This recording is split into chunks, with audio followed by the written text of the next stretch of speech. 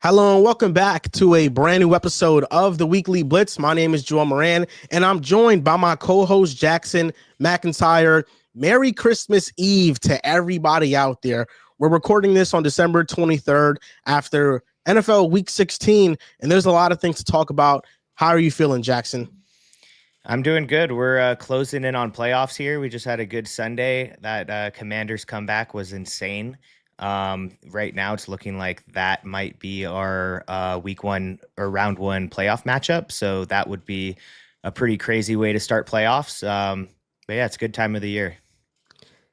There's so many things that happen on this show that we're going to cover. The Commanders comeback win.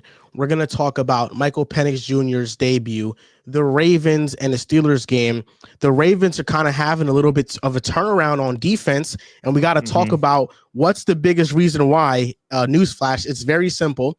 And then the Vikings and Sam Darnold, and he's continuing to play super well. So let's get into the first topic of the show. Don't forget to like and subscribe to this video. Subscribe to the channel. Commanders comeback versus the Eagles. This is the first time that they're 10-5 since the 1991 season. Jayden Daniels has turned around this team.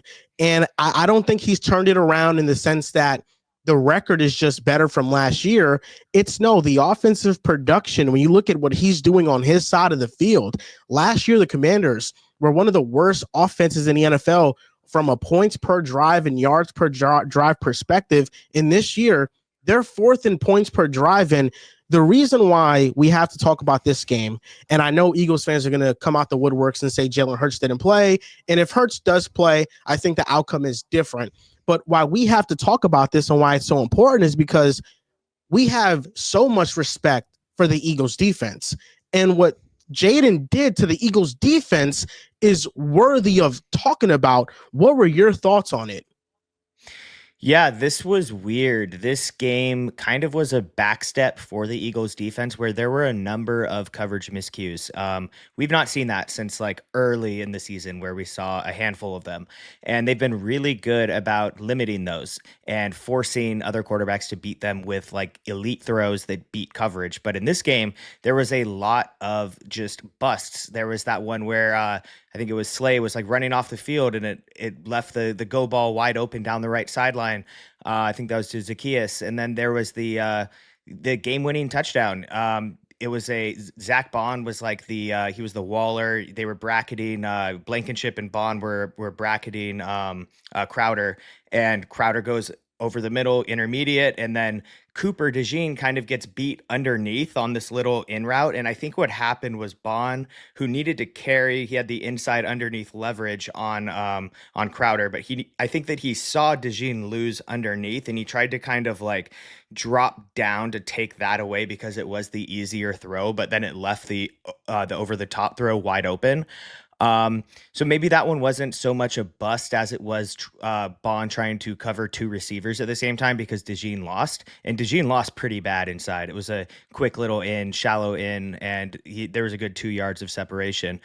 So it's hard to blame Bond for what he did there, but yeah, it's not something you've been seeing very much from this defense, and maybe some of that was just they were on the field a lot.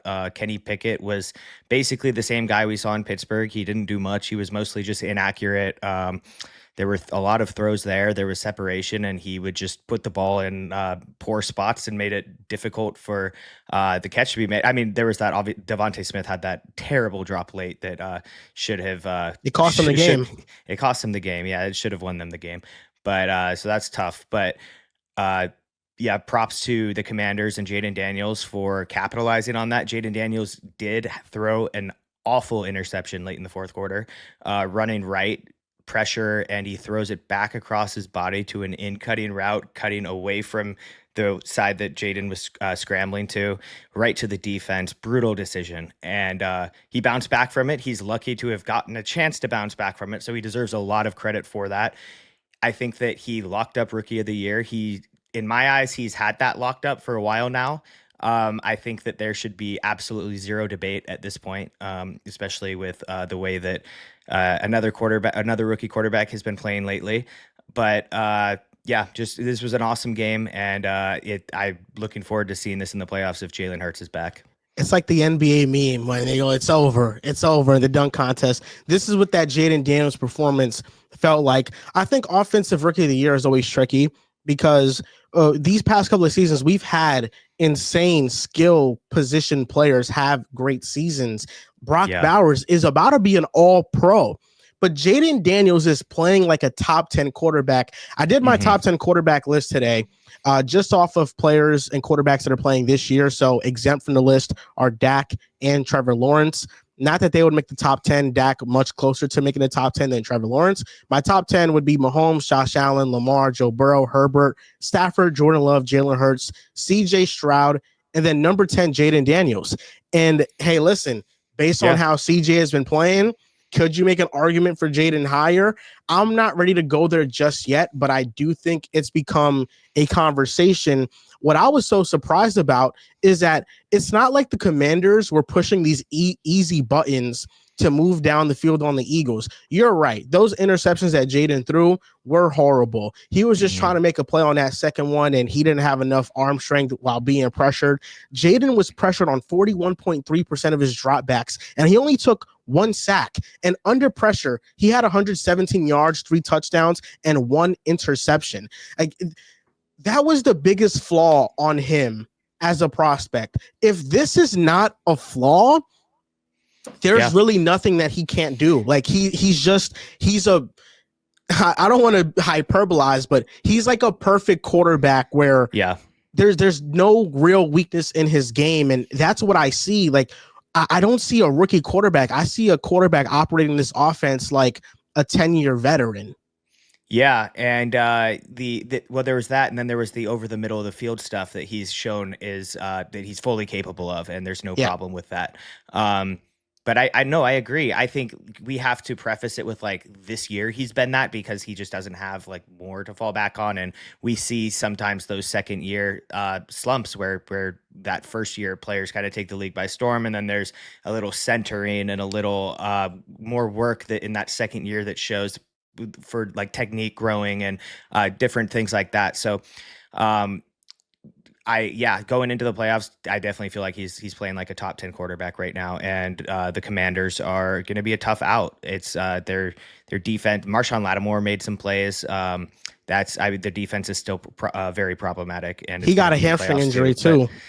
They just need him back by playoffs, but that's it. And you know, I talked about the easy buttons. Could you believe that 34 of the Commanders' 39 dropbacks were non-play action? Wow.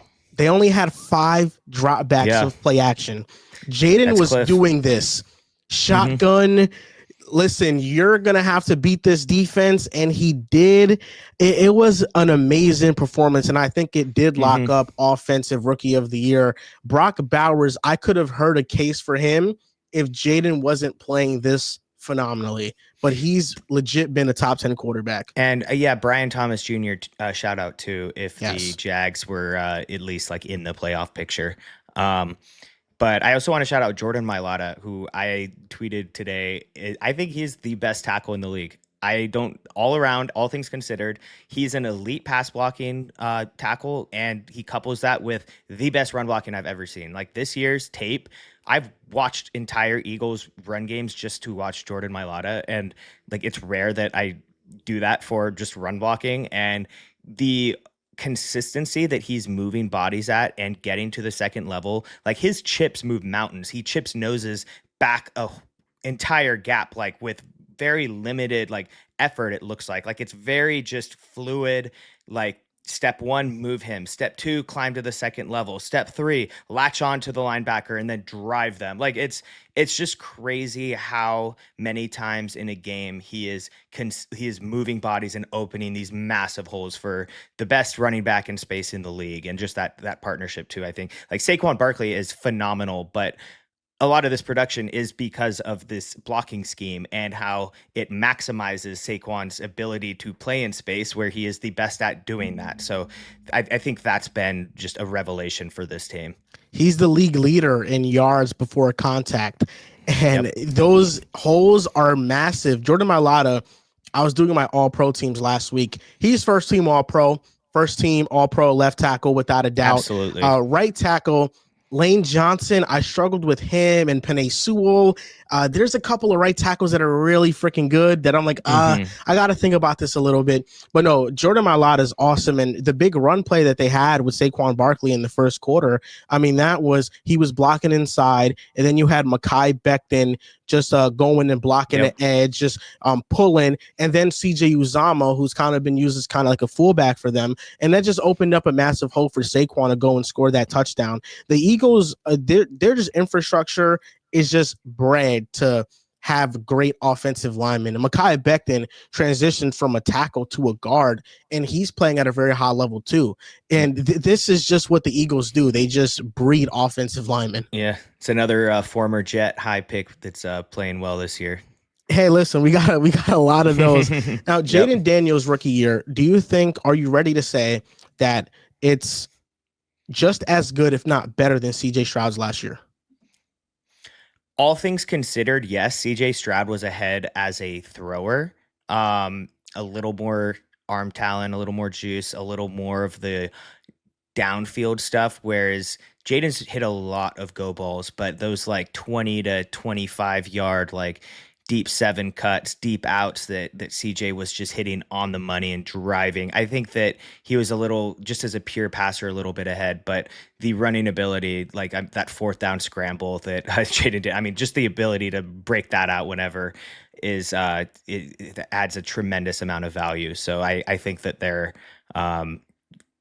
I think I would probably say Jayden Daniels has had a better rookie year thus far, all things considered. So it's close, but when you look at the numbers, this is pinning Jayden against all rookie quarterback seasons all time. 4,040 total yards at 7th. Season isn't over yet. We have 2 more games. Yep. 28 total touchdowns is 5th. But we added 1 more game than most of these. Correct. So we should, right. Yeah. Correct. Just noting that. 738 rushing yards, that's 2nd. I'm assuming first would be Robert Griffin the 3rd. 101.3 passer rating, that ranks 3rd. And 4th in offensive points per drive. Jayden has been the driving ship of this offense. And we also have to give a lot of credit to Cliff Kingsbury for adjusting the scheme. There's more motion. They're moving around Terry. I got a lot of Eagles Twitter against me and Commanders Twitter on my side when you got that touchdown to Terry one-on-one with Quinyon Mitchell. And it was like, hey, you went a little too hard on him, but yeah, no, Hey, listen, I went hard because when Terry was locked up, we got the Darrelle Reeves graphics for Quinyon Mitchell. Yeah, no, I get you. You got to balance out the scale there. And I was like, yeah, you see, when he's one-on-one, he can't touch him. No, but Quinyon Mitchell's an excellent player, though. It's just the Eagles play a specific scheme.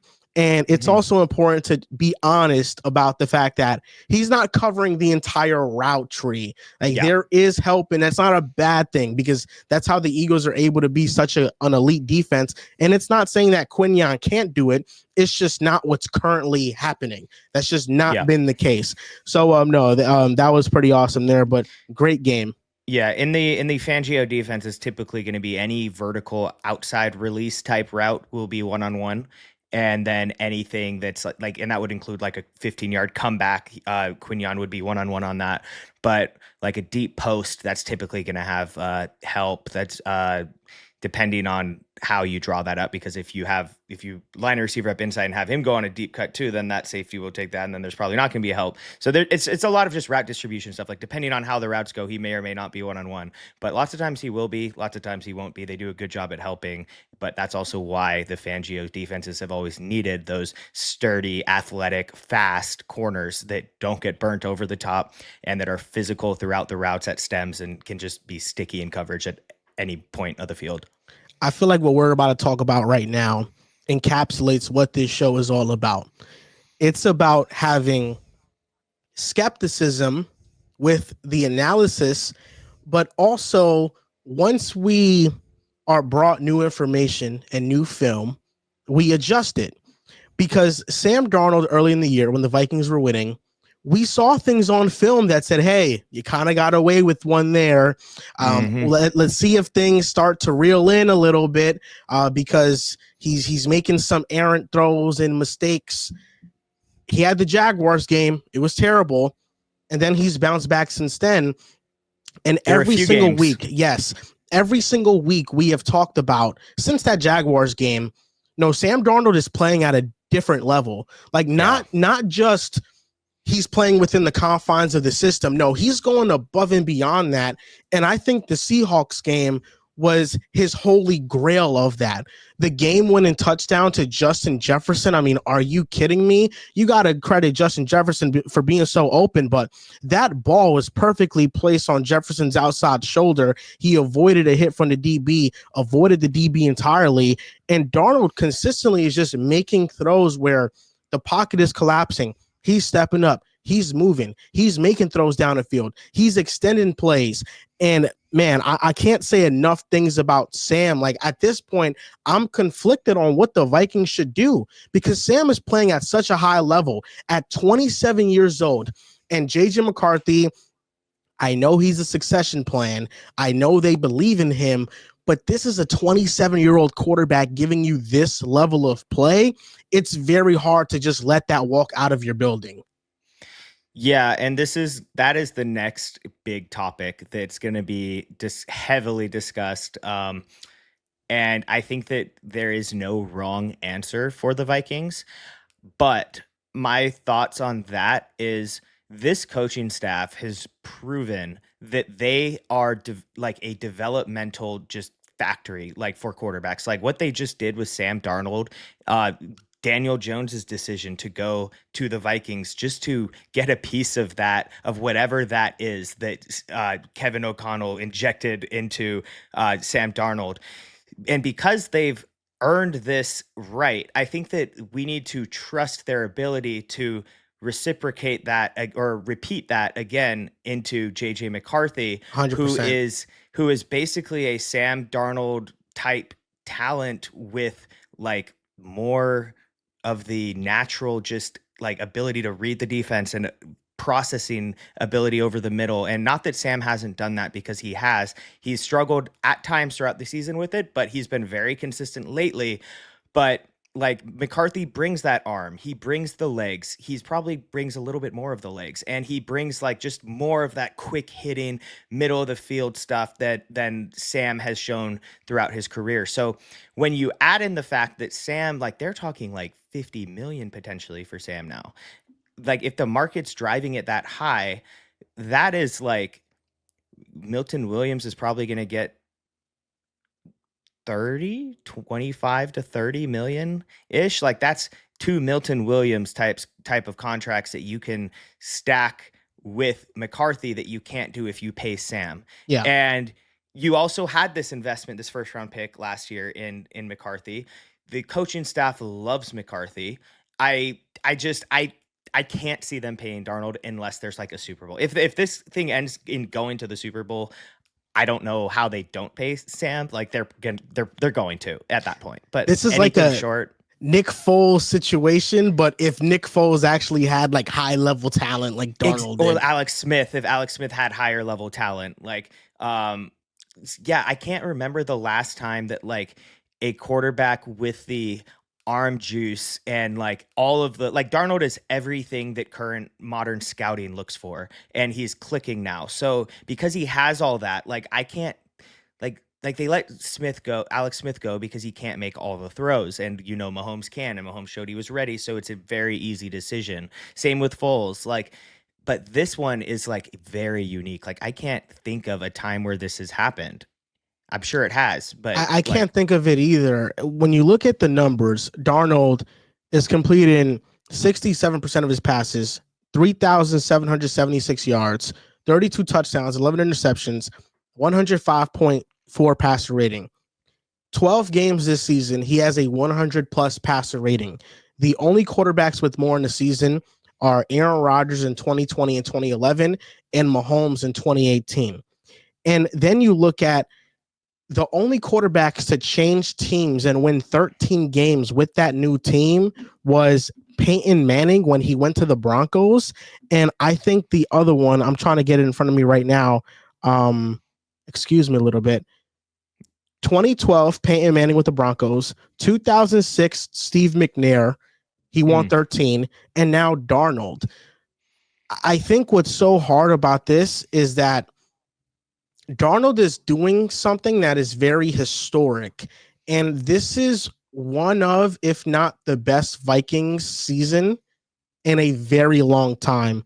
I know Yeah. they won 13 games a couple years ago, but there Yeah, the was a point feeling, differential is yes, weird. there Yeah, was that a wasn't feeling around dominant. that season like, okay, we know our defense really sucks Yeah. and it can This get feels like exposed. real wins. Yeah, Yes. right. It Yeah. feels like a real team that has a shot to make the Super Bowl because of the coaching, because of the defense, because of how well Sam Darnold is playing, because of the weapons on offense. And it's just difficult. You know, this is now putting a lot of pressure on JG McCarthy to replicate Yeah. even some of the success. Yeah, that is going to be, yeah, if he comes in and struggles like first 2, 3 games, they're going to be loud. Like, how could you let Sam Darnold walk? Especially if Darnold's like killing it somewhere else. Like, how could you let this happen? Like, the seat would be hot for Kwesi if that's how the next season opens up. But man, I love what Sam Darnold is doing. I think this all Yeah. but locked up Kevin O'Connell to be coach of the Yeah. year. Yeah, and I just want to shout a couple of things in this game. There's that touchdown that you already referenced. I think that Julian Love was really the problem there, where they were just in a cover two to that side, and Love didn't really expand. So Justin Jefferson got rerouted inside by the flat defender, and then expanded back out to run deep along the boundary. And Love just sat inside and didn't really like work out to it. And it allowed Darnold to completely off platform. By the way, he had a couple insane off platform throws where he runs up and just slings it outside shoulder away from coverage before Love can close on it. And like, it was a good job by Jefferson, but it was much more so the throw than it was Jefferson, based on just the coverage kind of not being in sync and being late to close. But to put that with the torque and the strength to get it there fast and right in the outside shoulder, like that's one of those throws downfield where like you know, you see them, the quarterbacks working on like the little pockets that they try to hit from like far away. Like that's one of those things where he aimed that exactly for that spot. He didn't throw that to an area. That was like a dart thrown that would have landed inside that pocket if there was a pocket there. But yeah, there was another one where he was drifting left. Also, Jefferson crosser over the middle, layered throw over coverage, beautiful. Like the arm talent that took was insane. I think that if there's a problem with this Vikings team, it's a lot of it is similar to the Chargers, not with the weapons piece, but with the interior offensive line piece. Bradbury is atrocious. Thank God Ed Ingram got benched earlier in the season because he was abysmal, but it hasn't been a whole lot better with Reisner. Brandel is not a left guard, not a very good pass protector either. Good run blocker, not a great pass protector. So that if they run into a team like the Eagles with just dominant interior pass rushers in the playoffs, that might get exposed, and that could be something that would be really tough to overcome. Without a doubt. To speak on the Seahawks side of things, Yeah. what more can you ask for? Geno puts you up a touchdown. Well, not a touchdown, but he puts you up. And your defense, which has been your strong point this year, has a chance to get a stop and win the game. And then you let up that big of a play. And then the next offensive drive, Geno throws an interception. Whose fault was it? I don't know. I know it's a miscommunication. I know that Geno was getting pressured instantly and he had to let it go. And DK kind of takes the route longer than it has to. I think he wanted DK to flatten it, and DK ran more of like a corner, like a 7 cut instead of a 3, like flat cut, because he definitely, like, the way Geno threw that, I mean, it was not even gonna, if you take the defender out of the picture, it was not gonna hit DK in stride. So it was definitely a miscue. Theo Jackson, backup safety, phenomenal camp. Maybe future starting safety for the Vikings after Harrison Smith goes, but he made an excellent read on that. And you can see, like, before DK even starts to break, he's already like leveraging outside to undercut that. So Dallas Turner also gets paid too. Yeah. Defense gets paid too. Dallas Turner, that has been an awesome development story because he has really made plays the last couple of weeks. He lined up at off-ball linebacker too. He was they were in a fire zone cover three, so they were sending five, dropping six into coverage, and he was a curl flat zone defender in coverage there. And Gino started scrambling. He undercut Noah Fant, outcut, didn't let Fant scramble or do the scramble drill with Gino, and basically like just fade out with Gino, undercut that, and then made a play on the ball. It was a great play in coverage, kind of a Dante Hightower feel to it, where the Patriots used to move him on ball and off ball, and he could function in coverage or as a pass rusher. So, yeah. Yeah, I've been watching Dallas Turner. He reminds me a lot of Nick Bonito. I think just a fast edge rusher off the edge. At times, you're going to put him off coverage. I don't know where the Seahawks go from here. The odds of them making the playoffs are very slim. They have to win their next two, and they have to hope the Rams lose to the Cardinals, who right now look lifeless when they play better teams. Geno Smith, $38 million cap hit next year. Tyler Lockett, $31 million cap hit. DK Metcalf, $32 million cap hit. We know the biggest issue with this team is offensive line. As much as I love Geno Smith, there is that question in the back of your mind that, okay, he's an older quarterback. You can't just bank on him consistently maintaining his level of play, because when you get older, it can decline rapidly. So I think I wouldn't move on from Geno. I try to lower the cap hit with the restructure, but at the same time, like, this is a team that actively has to start searching out for its next quarterback option post Geno Smith. This might be like the best offseason of the last like 20 years to get a quarterback if you feel like you're a quarterback away.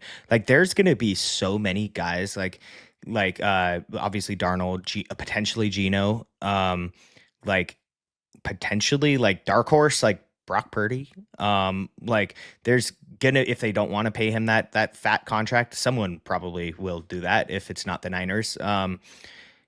Like, I think that there's it's rare you have one Darnold type or Geno type guy available. And Kirk Cousins, that's another one who I think will get a chance as a reclamation, probably like a bridge type Darnold type contract, like what Darnold just played under, just to see, because he did look like he might be cooked with after that Achilles injury, but maybe he just needed another year of recovery. But like, is that something Shanahan revisits? Shanahan was all over Kirk Cousins for a long time. And I mean, like Darnold, Purdy, Cousins, all of them have had connections either on or wanted by Shanahan's team. So yeah, it's going to be a crazy offseason. I think that's a perfect segue into this next topic. Michael Penix Jr., his debut. Now, before we analyze what he did, let's just answer the quick question of, did he do anything that Kirk Cousins couldn't do in this game? What do you think? Yeah, I think he's got a bigger arm right now. And Kirk has always had a good arm, kind of a Jared Goff type level arm. But it lost some of its luster this year. And I think a lot of that wasn't on like his arm declining with his age. I think a lot of it was more so lack of confidence in driving through that injured Achilles, where he just was like it didn't look like he was stepping up and driving into his throws the way that he did last year. I was looking at a lot of his throws last year before the injury compared to this year, and just his technique is different. It doesn't look like he's confident in that Achilles. And so Penix, on the other hand, like, he is a arm talent like monster, like way more arm talent than Kirk has ever had. But there was one throw, it was incomplete by like a couple inches, where he was rolling left, kind of jumping over a defender's body, diving at him, and I think he's falling, getting hit in the process. It slings it like 35, 40 yards downfield, and it's like a little bit under. Barely missed. He got it there. Yeah, he got it there. And like, even the way he opened the game, like it was incomplete, but it was this deep, like it was a 39-5 cut, which is it's an out, up, comeback route. And he just zings it, like so much oomph on that ball. And it was broken up, but it was accurate. My favorite throw was it was a deep cut to Mooney, out cut to Mooney versus cover three. He had to put under center play action play. Yeah. He had to get it over that underneath defender, and then also before the deep cover three defender could could close on the ball. And that was And difficult. That was it was tough. difficult. Yeah. And it Like was like I on the think that's a line. It check was, down for Kirk. yeah. Oh yeah, for sure. Kirk's not making that this year. Maybe last year, or 2 years ago, but not this year. Yeah, I think that it's hard to take too much from games versus the Giants. I just like when you play a terrible team, like you're gonna look good. Like you still want to see throws that beat coverage because that's still a throw that beats coverage, and that's still a good throw, and it's a positive indicator of future throws that will beat coverage. But a lot of what he was doing, like there was that over the middle ball to, it was a rocket. I forget who it was to. It might have been Ray McLeod, but Crosser catches it and just run like it's wide open. Like those type of plays are going to be there against a team like the Giants, and they gave no fight in this game. So it showed with the numbers, between the numbers, 11 for 11, 143 yards and 8 first downs. The good thing about this game is that 81.5% of his throws were catchable, which is a very encouraging sign. That play action pass you're talking to with Mooney, where he has to kind of leverage that ball in between those two cover three defenders. I thought that was his most impressive throw of the day. I thought that the defensive back got depth on it. And Michael Penix Jr. had to make a near perfect throw because if it's any shorter, that's a potential interception. So it showcased his willingness to be aggressive downfield. And I think that's something that Kirk, he just didn't feel confident doing this year because of that injury. And I do think we have to give Kirk that grace because it's not easy coming back from an Achilles injury. And if anything, I don't think that Penix Jr., as of right now, like his level of play would have been so much different than Penix in this game. I do think Penix has more arm strength, but I think this move was made because the Falcons, from an organization standpoint, have already made the decision that Kirk is not going to be here next year. So let's not waste time. Let's see what a rookie quarterback has. We have a shot at the playoffs. Let's see if he can lead us there, and let's see what we got. Kirk is not going to be here next year, so why are we going to waste the last couple games of the season seeing what Kirk has when those reps could be going to Michael Penix Jr.? And this week, it's going to be a matchup against the Commanders, and that's going to tell us more about where Penix is at currently. Yeah, and man, what sucks is that Penix's whole rookie contract is just going to be bogged down by this Kirk cap hit, and they're going to be dealing with the lingering effects of this for a long time. And it's going to limit them in the players they can surround Penix with. It's going to limit that window. It's going to create a number of cap problems for them. And it's just if Penix looks really good, and if the Falcons don't get a Super Bowl in this window, it's an abysmal fumble by this regime to draft a top 10 quarterback, which is fine to do in itself, and then also to pay, by the way, a 24-year-old quarterback, and then also to pay a 36-year-old quarterback 40 whatever it was $million coming off of a torn Achilles. Like, I think that just the logic in doing that is a fireable offense. It shows a terrible commitment to the process and a terrible lack of logic and understanding of how to build a team. And it's one of those mistakes that shows incompetence, and you can't deal with incompetence as a team. So I don't think they will last too long as a regime there. But it's going to suck that this is that he's going to have limiting factors around roster building because of this. It's kind of been spun in a way where it's like, oh, the Falcons are geniuses. They drafted a quarterback just in case Kirk is washed. And it's like, if you had those doubts to begin with, you're probably better off not signing the quarterback to begin with and just drafting Penix. Or if he's coming off a torn Achilles, to bench him this early into not even 1 year into that contract is just insane. If you pay a guy like that, you have to be ready for the chance that maybe he's not fully recovered yet, and not just give up and say he's washed, but say he's working through this injury still. We don't know yet if he's washed. Maybe he will be washed, but we can't just assume after 15 games, 14 games that he's washed. And that's exactly what they did. And that's the situation they created for themselves by drafting a quarterback top 10. So I gave this performance a B+. I thought Penix was good. I thought the film looked better than the stats. The stats, he didn't have a touchdown, but Drake London dropped a touchdown, and you had that interception where Kyle Pitts just loses the ball. I mean, he's not good. I don't know what the hell happened to Kyle Pitts. Yeah, I think that the injury kind of cooked him, and he can't get separation anymore. And I don't know if he'll ever be back to what he was. Maybe that's like a reclamation project, like years down the line. But Hmm. yeah, I thought this was a good game, but I gave it a B plus because of the Giants factor. The degree of difficulty, I have to see something more than the Giants defense and For sure. how bad they can be. So I think the Commanders game will give me more of a clearer picture of where Penix is at, and I think he Yeah. should play well. That game is essentially for the playoffs. If the Falcons win out, they're going to win the division. So Hmm. they have to really put their best foot forward, and that defense has been playing better as of late. So they have a chance, but the Commanders look really damn good right now. So we'll see what happens. Yep. Texans versus the Chiefs. Texans just claimed Deontay Johnson, by the way. You see that? Yeah, and I thought it's a great Yeah. move considering the Oh Tank yeah. Dell injury. The Texans, I think to talk about them first, I was trying to properly assess blame on what the hell's happening there with the offense. I think 50% of it falls on the play calling. I think 30% falls on the offensive line. And I can give CJ like 20% of the blame. I think his sophomore slump is due to a lot of the factors around him. They can't protect him right now. On early downs, the Texans' EPA per play and success rate is 27th and 32nd in success rate. I don't know what the hell is Bobby Slowick's love for running on first down. Yeah. Against the Chiefs, they were averaging negative yards on first down. And it's because they kept running it with Joe Mixon. It was Hmm. like clockwork. You knew whenever it was a first down, it's a Joe Mixon run. And Yeah. he does that on second down too. They averaged 9 yards to go on third down against KC.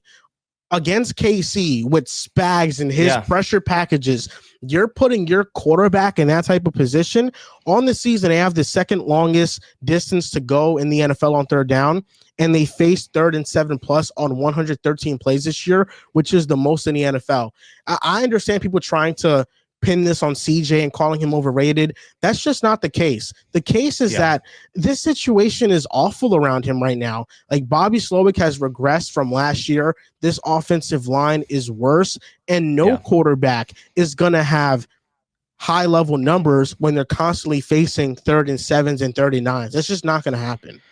Yeah, I thought that CJ actually played a pretty good game, all things considered, especially after that early interception where the ball kind of just sailed on him to Nico Collins deep over the middle. Definitely just burnt value, and Bobby Slowick just keeps committing to this run, and like it's funny because Bobby Slowick is a former PFF guy. He was a former coworker, and he PFF is a very we were a big driver in the running back market crashing and raising awareness to why the running back position is not a position you want to pay. And now he's coaching for the calling plays for the Texans and burning so much value just running the ball up the gut, running the ball up the gut with an offensive line that can't open holes. And it's not a very creative run scheme either. So it's just some irony there, I guess. But I do Maybe want to it's a give credit. D'Amico thing. Maybe it's a D'Amico thing that those defensive coordinators, when they become head coaches, they do really like this was a Mike Zimmer thing too. They really want to set the tone running the ball. So that could be an influencing factor here. But I do want to give him credit for this awesome play call. It was unfortunately the play that blew out Tank Dell's leg, but it was a roll. It was an arm talent, just crazy play like to even call this up. But it looked like a Ben Johnson type play to call up. But he rolls right, and then it's a platform reset, a spot reset after rolling right with a lineman out there too to make a key block for him out there.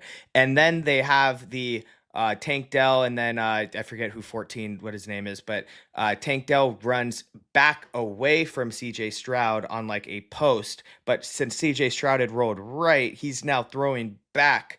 And that's a really difficult throw because you're throwing like into the area where the coverage is running underneath. So you have to throw a perfect ball there to get it over coverage because if that's underthrown at all and not thrown with enough touch, it's going to be easily like interceptable, or defendable. But the way that he dropped it in and blended like the two, like arm strength and touch, was insane. And unfortunately, it was 14 underneath thought that the ball was for him, and so he was kind of he was running like a go route from the opposite side, and he is looking for the ball, trying to catch up to it, and doesn't see Tank Dell and just takes him out, friendly fires him. And that really sucks for Tank, man. Like he great guy and great player, but hopefully he makes a full recovery. Prayers out to Tank Dell. It was a very unfortunate injury. We understand how much talent CJ Stroud possesses, which is why when I look at these numbers, I'm disgusted. Like since week 7, 30th in completion percentage, 28th in EPA per play, 30th on dropbacks, 29th in passer rating, 32nd in success rate. The opponents face the Packers, Colts, Jets, Lions, Cowboys, Titans, Jaguars, Dolphins, Chiefs. There are some defenses in here where I'm like, okay, it's respectable that you struggled. There are some that I'm like, okay, there's no excuse. Yeah. I just don't like, how could you be messing up this bad with the quarterback of this caliber? I don't understand. I was really curious what the public's perception was now on, I think you replied to this tweet, but it was on the whole Bryce Young versus CJ Stroud thing at this point. And in my head, I was thinking it'll probably still be like a 75% CJ Stroud, 25 Bryce Young, if that, maybe like 80-20. So I ran a poll on Twitter or X, and basically just, would you trade, if you're the Panthers, would you trade Bryce Young for CJ Stroud? And like 46% of people said no, they wouldn't do it. They would keep Bryce Young. Like almost half the people are, I still would say I want CJ Stroud. I think that there's a chance that it does end up Bryce Young, and Bryce Young has been playing phenomenal. Awesome game from Bryce Young this past week. Like some of these throws were so high level. Dropped one in a bucket downfield to 83 down the left sideline. Just tremendous. But yeah, I mean, I just thought it was crazy that we were just a few weeks into the season benching Bryce, week 2, week 3 benching Bryce Young, and we've come full circle now, and it's a whole like Bryce Young or CJ Stroud is back like it was for the NFL draft. So it's a long season. It is. And the Panthers have a chance to be a surprise team next year with the right offseason moves. Derek Brown, getting him back, that's going to be huge for their defense. I'm excited about the Panthers. If they get T-Mac, that's going to be fun. Who's T-Mac? Tet McMillan. Oh, receiver, that's his nickname? That's what I see him referred to as. Yeah. Okay. T-Mac. But yeah, McMillan. Yeah, because it's I know it's who a tough McMillan long is. name. So yeah, Tatera. Yeah. The Chiefs part of this, man. I think I fucked up, Jackson. I'm not gonna lie, because there was a point in the season where I'm like, listen, the Chiefs, they're not looking so good. You know, the left tackle situation is bothering me. The secondary is bothering me. And the secondary still does bother me to a degree. Yeah. The left tackle situation, it's fixed. Joe Tooney is playing left tackle. My goodness. Yep. I wish I knew that before this game, because I would have went with the Chiefs. I picked the Texans to upset. They're now 14-1. The Chiefs are. They have 6 wins against current playoff teams, which is the most in the NFL. Hollywood Brown made his debut. Xavier Worthy over the past 2 games has 11 targets, 151 total yards, and 2 touchdowns. He's coming into his own in the offense. He almost made a crazy touchdown grab, like real close this past game.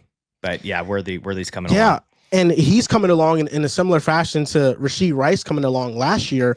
Hollywood Brown is now involved in the offense.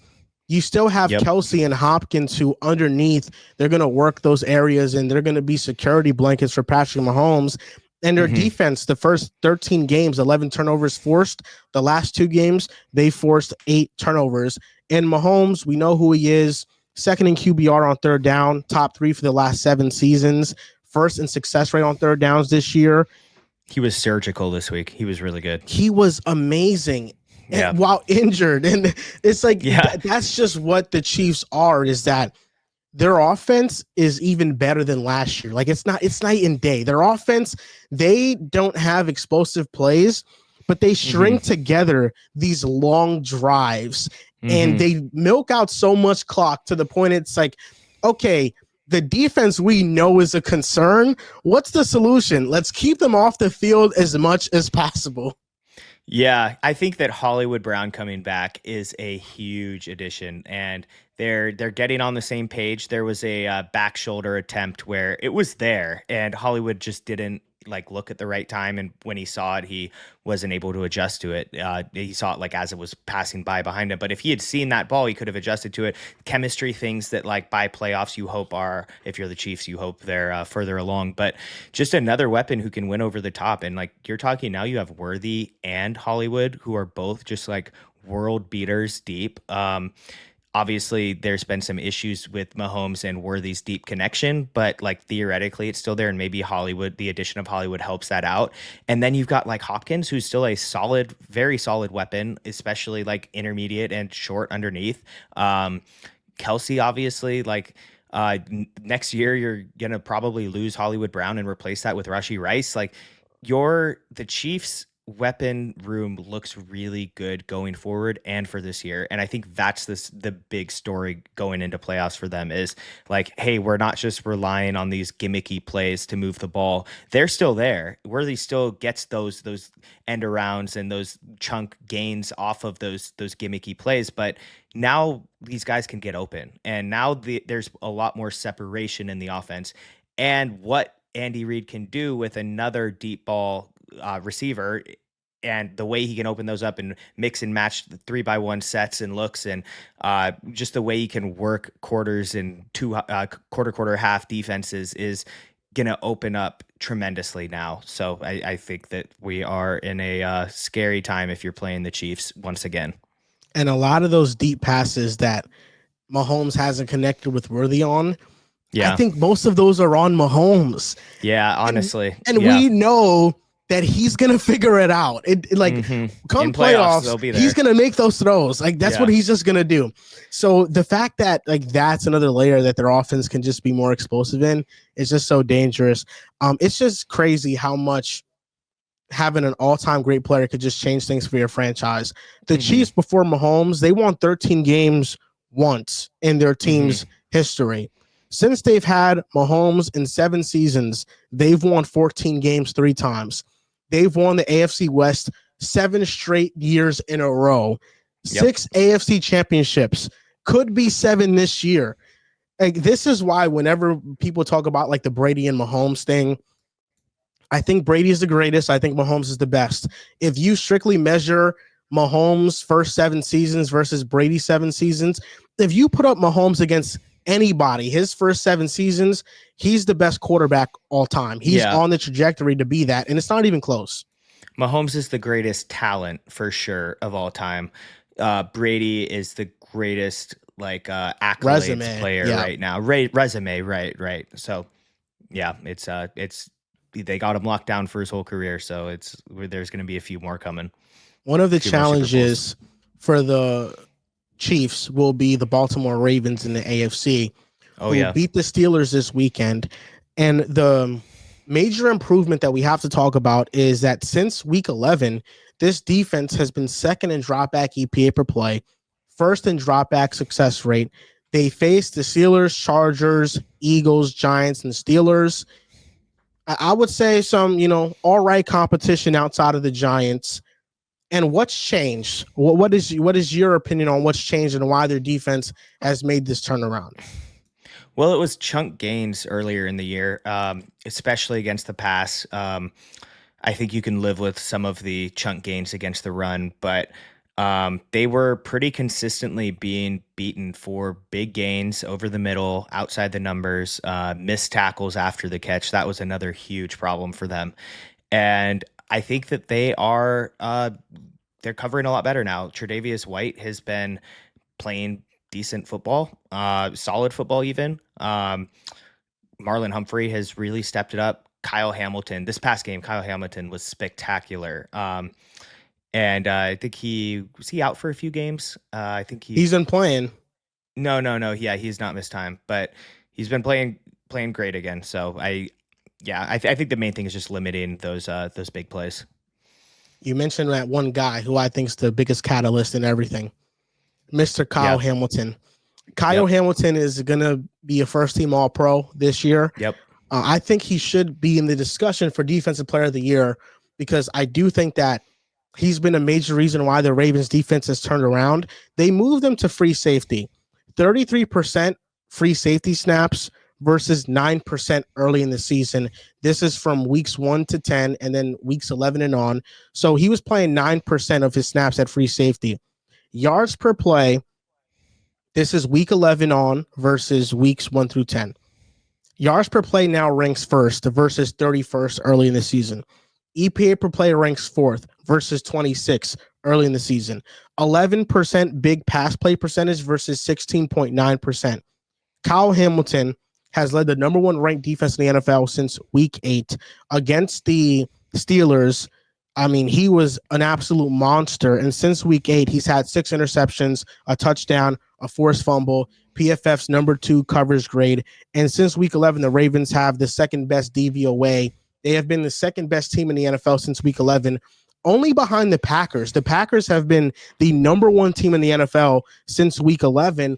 And I just think moving Kyle Hamilton deep and allowing him to use his size, covering those deeper routes down the field, has really unlocked this Ravens defense as a whole because he makes those windows even tighter down the field. There's less coverage bust. And if the Ravens can play defense like this with their offense, then they become a team that you're not worried about any weakness with them. And it's just all about whether or not they can rise up to the occasion in the playoffs. But they're shaping out to be a complete team heading into the playoffs. Yeah, and another thing too is the other Kyle Van Noy. Early in the season, he was playing limited snaps. 20 week 1 and 2, he played 26 snaps. Week 4, he played 27, and after week 6, he's 50, approaching 60 snaps a game. Difference maker as a pass rusher. He can play all phases of the game. He can drop back and cover too. I think that his emergence and playing more snaps has given them more of a backbone that they can trust and lean on in big moments.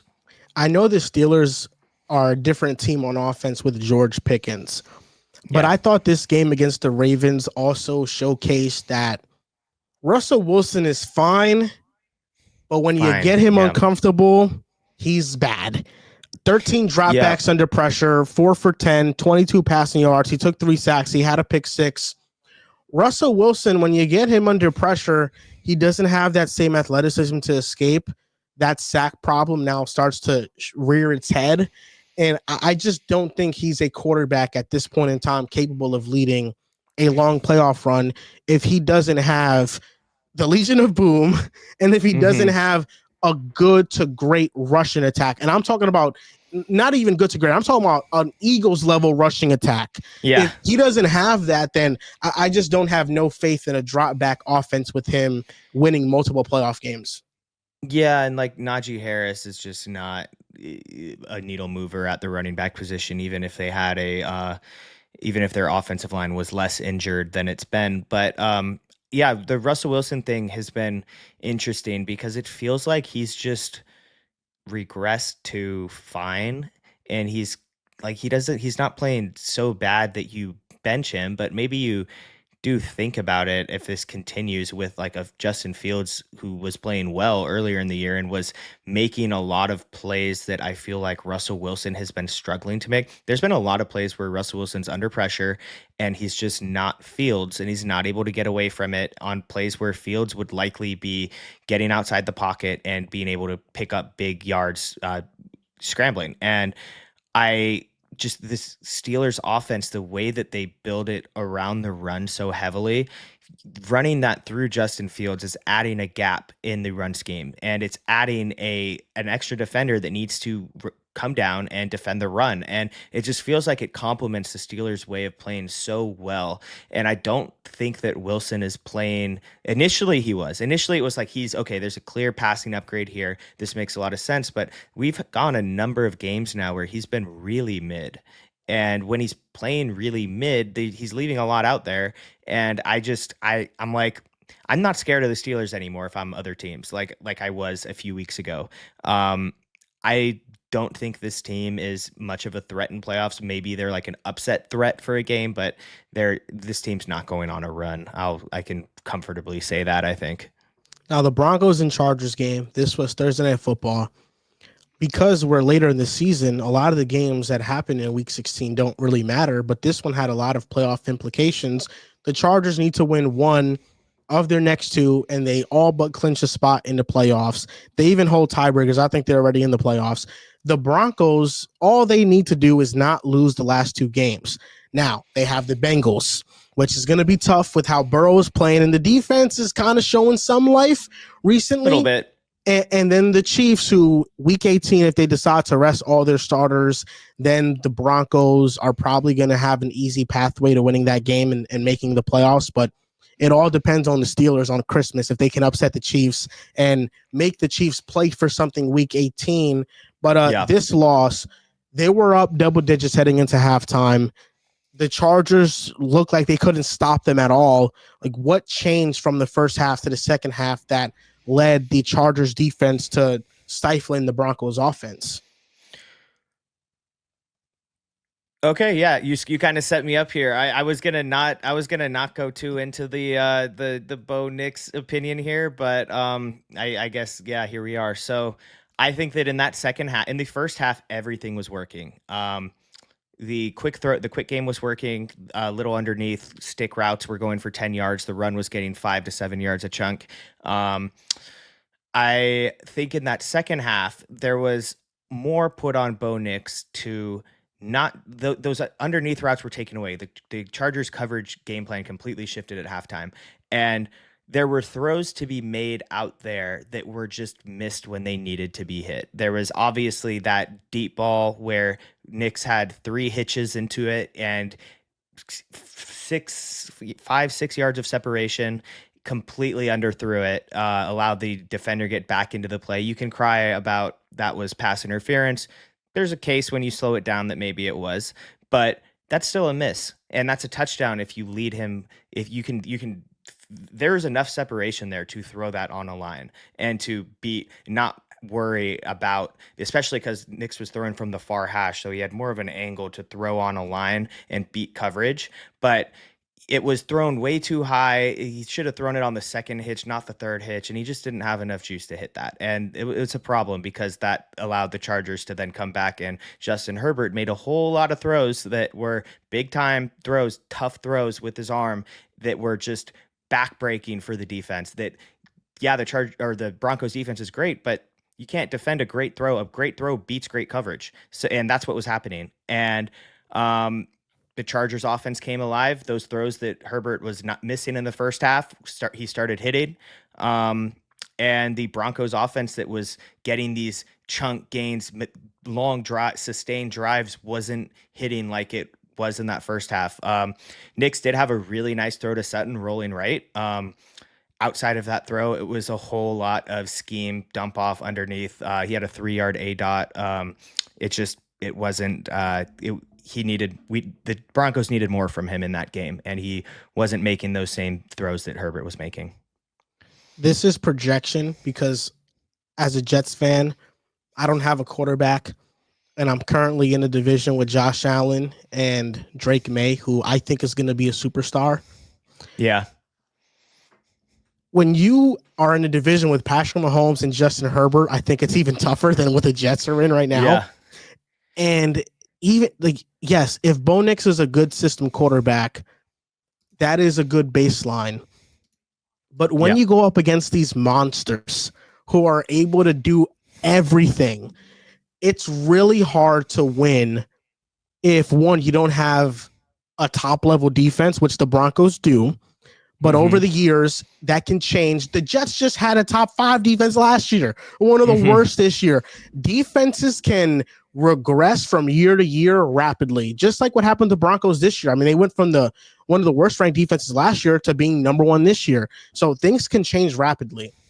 If you don't have that, if you have a quarterback that is not capable of going up to those levels, it just makes it very difficult to win games. And that's why, franchises, they take chances on the Anthony Richardsons of the world because they know if that they just have a Mac Jones, they're not going to be able to win those games. And I think that's the biggest difference we saw from the first half to the second half is that Justin Herbert was able to make throws that very few quarterbacks in the world can make. There were some things within the scheme that he was doing. There's no doubt about it. But you don't like every elite quarterback has to be able to play within the scheme. The difference is that if they can go above and beyond, Patrick Mahomes is the number one quarterback on third downs this year. He has the number one success rate. He is able to keep drives alive miraculously. With Justin Herbert, the throw rolling to the left with pressure in his face, throwing it kind of at a weird angle. I mean, for a touchdown, that is like one of the throws of the season. And when you have a guy that can make those type of throws, your margin for error increases. With the Broncos, they saw their margin for error. It decreased once the scheme stuff started getting taken away. And then, just Bo Nix bailing out of pockets. That's really my biggest concern because early in the year, we saw it a lot. In the preseason, we saw it a lot. He improved in the middle of the season. Broncos fans love to use week 5 and on. Yes, he played well against the Panthers. He played well against the Falcons, and he played well against the Chiefs as well. But the last couple of weeks, we've gotten the tape again to where he gets to the top of his drop, and instead of surveying the field, a simple stunt from the defense just makes him overreact and leave entirely. Yeah, there's the that run where he kind of pump fake backwards on the run, and then it was like a 12, 13-yard gain. It was a good fake. The pump fake really got the defender, but on that play, he bailed a incredibly clean pocket. He didn't even read the route combination, the route distribution. And like it's poor process. It was a good result on the play. You'll take a 12-yard scramble any day, but it was still poor process. And another thing to touch on scheme is your scheme has a broader reach if the arm talent is there. So that CJ Stroud throw that I talked about earlier, where he rolls right and then throws back way downfield left, the one to Tank Dell for the touchdown where he got injured on, that type of play can't be called if your quarterback doesn't have a certain level of arm talent. Now, CJ Stroud he's not a Justin Herbert level arm talent guy, but he's got very good arm talent. And so you can call those plays with very good arm talent. But if you can't make those plays, the field shrinks. The field also shrinks when you scramble.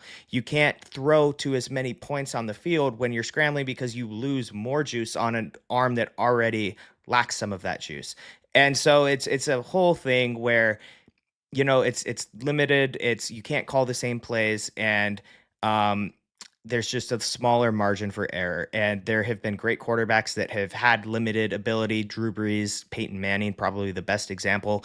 It can happen. And Sean Payton obviously played a huge part in one of those quarterbacks' development. So, it's there. It can happen.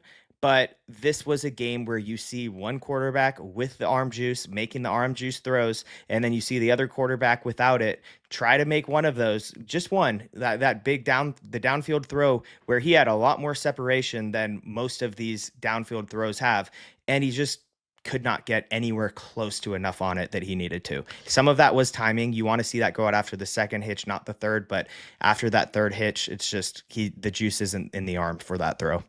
I'm hoping that this season is the season that is Justin Herbert's launching pad for his career from a winning standpoint. Yeah. He's always been phenomenal, but now he has support. He has a great head coach that pushes him and has made him more of a leader. He has a great defense with Jesse Minter, who, because of the rough patch that the Chargers ran into, now I don't think he becomes a head coach. I think if he wows in interviews, there's a possibility. But I think the Chargers keep him for at least one more season. You add in some more weapons. He just got that signature win against the Broncos on Thursday Night Football with the whole world watching. And I'm just hoping that this is the beginning, the launching pad for the Chargers to start becoming one of those contenders that we all thought they'd be in their second season with Staley when they made all these free agent signings, J.C. Jackson, so many others. And I'm just hoping that this is finally the moment for Herbert, that like everything just clicks and the winning starts to match what he is as well. Yeah, and man, I wanted them to get Deontay Johnson so bad, but that's disappointing. And similar to the Vikings, the Chargers' downfall, if it happens, will be not just the weapons. That is a huge problem, but also the interior O line.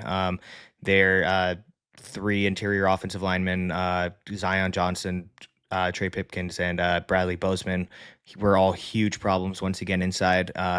Their PFF pass blocking grades, respectively, were 40.8 for Zion, 23 for Pipkins, and 17 for Bozeman. And Herbert was taking a lot of hits. He's pretty banged up right now. He's been taking them all season, and you worry about that going forward. Yeah, that offensive line is a major problem. Playoff matchups to look ahead to. And the AFC, currently as it stands, we would get the Bills Chargers, the Steelers Ravens. The Steelers Broncos, excuse me, the Texans Ravens. And the NFC, we'd get the Eagles Commanders, the Rams Packers, and the Falcons Vikings. Which one are you most looking forward to? I think Bills Chargers would be a lot of fun. Anytime you get two quarterbacks like that, like I think both of them are top five quarterbacks right now. Josh Allen, that's my MVP probably right now. I mean, Lamar just had a spectacular performance. He's had a spectacular year. I'm not arguing you if you say that Lamar Jackson's your MVP. I'm fine with that. But I think that right now, for me, it's Josh Allen. And you take those two offenses, put them up against each other. Bills defense is a solid matchup for the Chargers offense. They're leaky. They allow big gains, and the Chargers struggle when they play teams who have good secondaries because they take away weapons that aren't really there other than Lad. And with the Bills, that's easy access. So I think that that's something that we'd see that high level, kind of like a few years ago. We had that playoff game, the AFC Championship. It was Chiefs Bills, where we just saw like the massive shootout, high level throws all came long. Chiefs won. I think some rule changes happened from that game, but like one of those just lights out shooters, high level quarterbacks. You don't get better than that. So, what about you? Bills and Chargers is really good. Rams Packers, I think, is the one I'm looking forward to the most. Okay. The Rams are red hot right now. I think the Packers should win that one. They've been playing at a very high level. I just love a battle between Jordan Love and Matthew Stafford. I think that's going to be another one of those Jordan Love games where he just takes over. I have a weird feeling, just like I had before the offseason, that I kind of think this is the season that Jordan Love just walks himself into that elite tier of quarterback. And in order to do that, he needs to have a playoff run that cements himself in that category.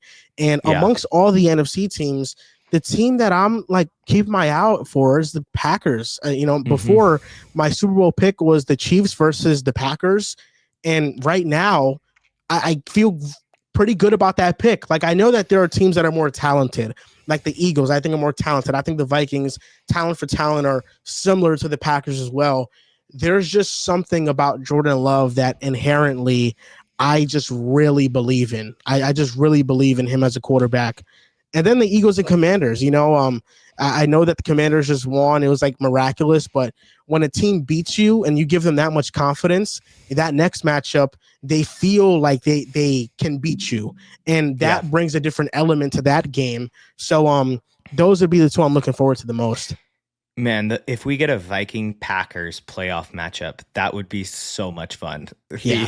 The lead up to that, man, yeah, that'd be a nasty game. Really hope for that.